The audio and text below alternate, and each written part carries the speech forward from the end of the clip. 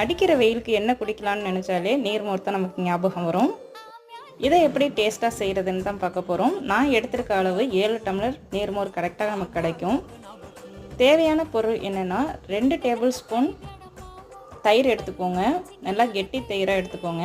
புளிச்ச தயிராக இருந்தால் கூட பரவாயில்ல. நெக்ஸ்ட்டு பச்சை மிளகா, ஹாஃப் பச்சை மிளகா நான் எடுத்திருக்கேன்.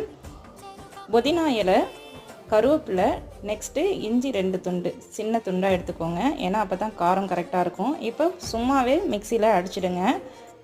நல்லா கிரைண்ட் பண்ணோன்னே 1 டம்ளர் தண்ணி ஊற்றி மறுபடியும் நல்லா கிரைண்ட் பண்ணிக்கோங்க. நமக்கு கொஞ்சம் நல்லாவே திக்காக கிடைக்கும். இந்த அளவு நமக்கு கரெக்டாக இருக்கும். இப்போ ஒரு பவுலில் எடுத்து 7 டம்ளர் தண்ணி ஊற்றிக்கோங்க. உப்பு மட்டும் நமக்கு தேவையான அளவு ஆட் பண்ணிக்கோங்க. ஆல்ரெடி இதில் நான் கொஞ்சம் உப்பு ஆட் பண்ணியிருக்கேன். அவ்வளோதாங்க, நீர்மோர் ரெடி ஆகிடுச்சு. இந்த வெயிலுக்கு நம்ம ஹீட்டை தணிக்கிறதுக்கு நீர்மோர் தான் பெஸ்ட்டான ஆப்ஷன்.